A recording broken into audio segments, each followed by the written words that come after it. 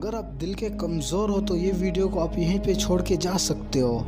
नहीं, अगर आप इस वीडियो को झेलने के लिए तैयार हो तो चलिए शुरू करते हैं। कहानी के स्टार्ट में हम केटी नाम की लड़की को देखते हैं। दरअसल ये काम की तलाश में होती है। इसको जो है कोई काम नहीं मिल रहा होता है। केटी न्यूयॉर्क में अपने घर में अकेले रहती है।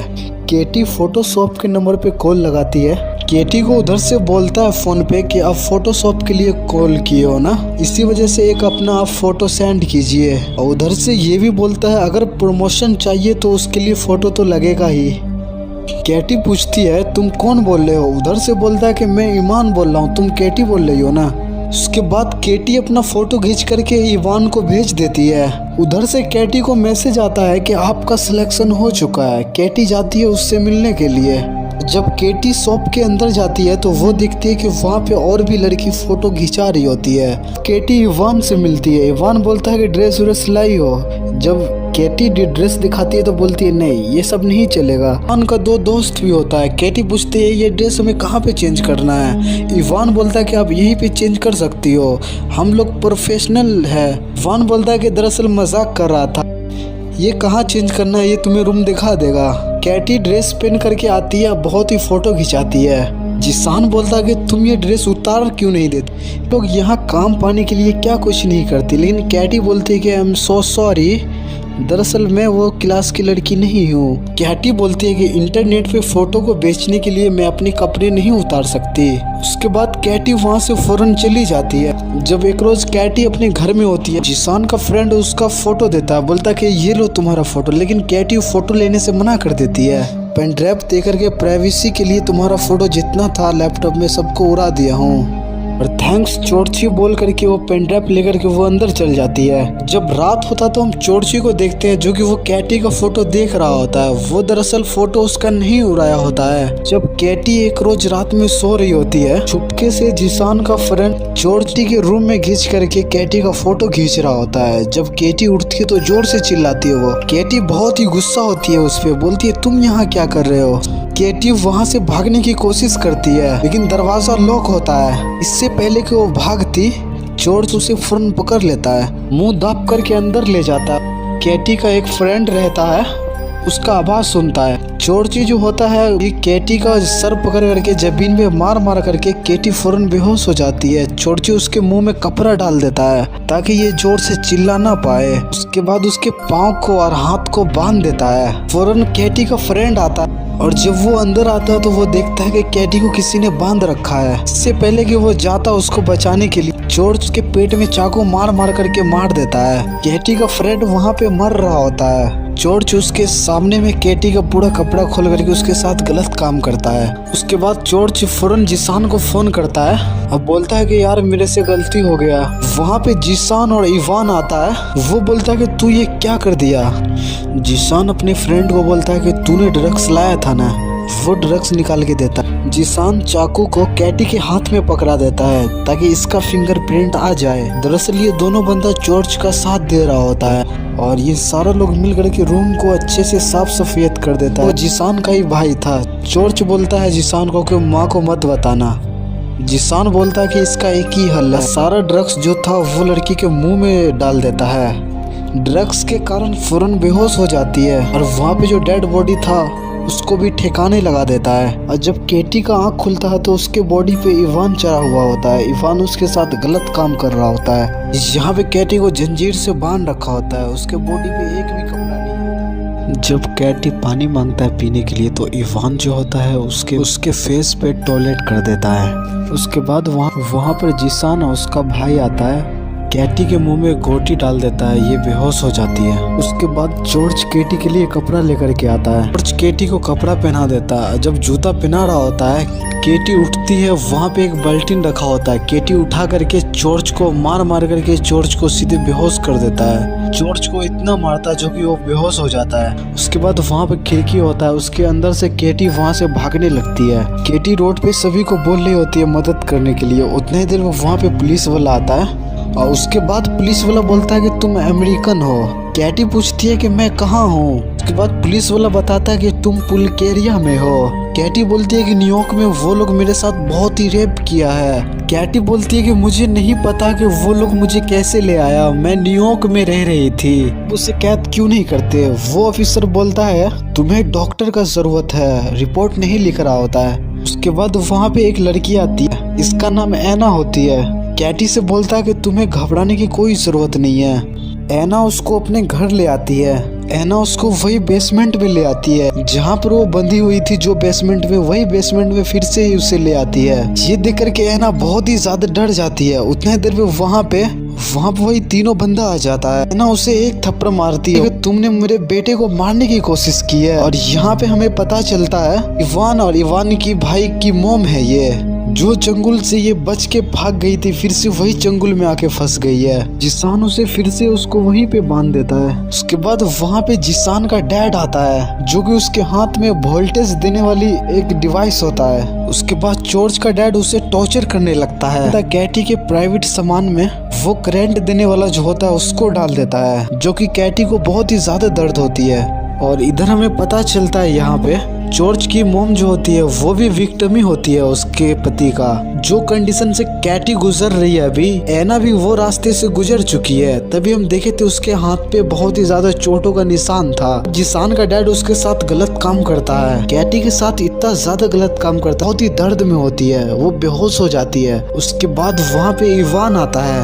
इवान उसको इतना मारता है वो मरने पे उतर जाती है, वो बेहोश हो जाती है। उसके बाद ये लोग वही बेसमेंट में एक गड्ढा खोदता है, कैटी को उठा करके एक बॉक्स में रख देता है। कैटी जिंदा होती है, वो रो रही होती है। वाई कैटी बोल करके सीधे बॉक्स को बंद कर देता है और ये लोग उसको बढ़िया से जिंदा दफन कर देता है। कैटी बॉक्स के अंदर होती है, वो जिंदा ही होती है, वो रो रही होती है, बोलती है गॉड प्लीज मुझे मदद करो। कैटी जब जोर से हिल रही होती है, वो बॉक्स जो होता है उसके ऊपर बहुत ही ज्यादा भार पड़ने की वजह से वो बॉक्स सीधे अंदर धंस जाता है। उसके अंदर एक और गटर होता है, वहाँ पे पहुँच जाती है। कैटी को जब होश आता है तो वो आगे बढ़ती है, वो हेल्प हेल्प चिल्लाती है, कोई है, लेकिन आगे से कोई भी रिस्पॉन्स नहीं आता क्योंकि ये गटर है।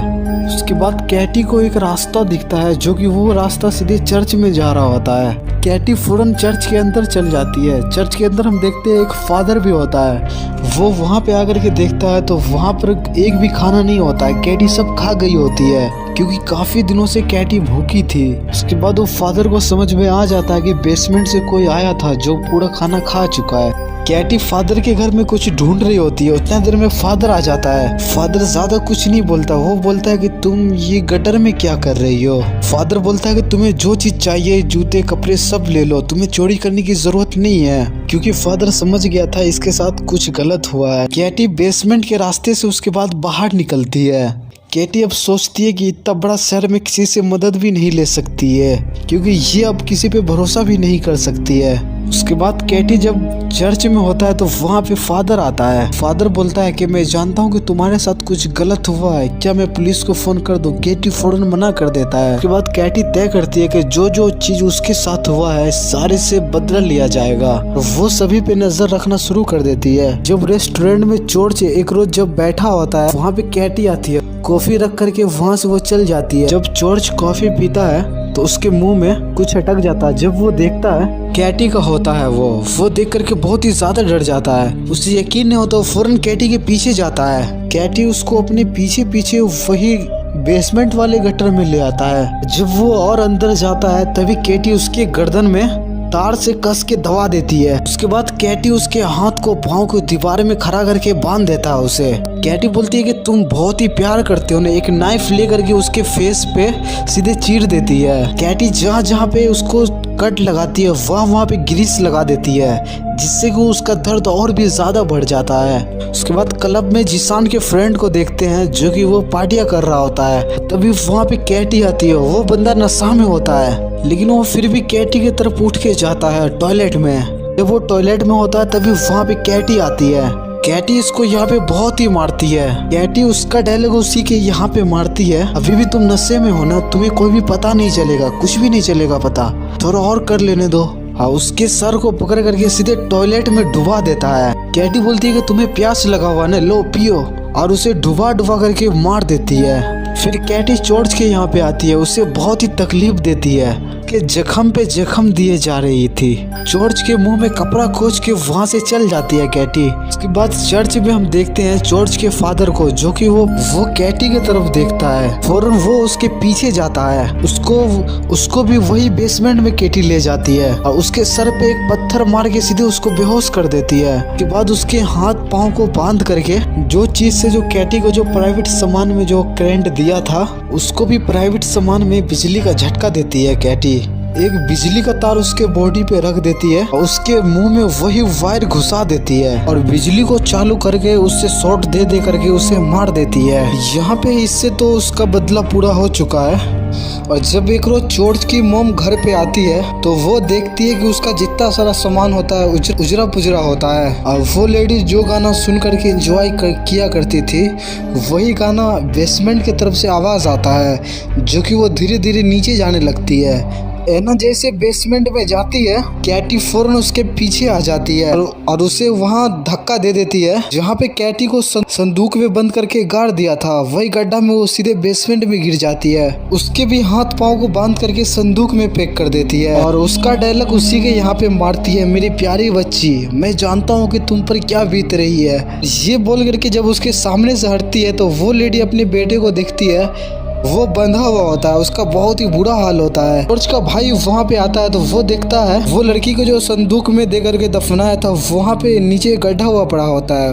वो भी बेसमेंट के जरिए सुरंग के अंदर आ जाता है। जब जॉर्ज का भाई जॉर्ज के पास आता है तो वो देखता है तो उसका हालत खराब हो जाता है, उसे सब समझ में आ जाता है। तो जैसे ही जॉर्ज के पास आता है, कैटी फौरन उसके सर पे एक जोर से दे मारती है। जॉर्ज के भाई को भी बांध देता है उसके हाथ पाँव को। कैटी एक प्लास ले करके जॉर्ज उसके बॉडी से मांस निकाल लेती है, बोलती है कि इसे तुम दर्द कहते हो, और उसके प्राइवेट सामान को इतने कस के दबाती है जो कि वो पूरे फूट जाता है। बंदे यहाँ पे दर्द से छटपटा रहा होता है। नहीं देर में वहाँ पे ऑफिसर आ जाता है, वो कैटी पे गन तान देता है, बोलता है तुम हिलना मत। जॉर्ज का भाई सीधे उठ करके कैटी का गर्दन धर लेता है।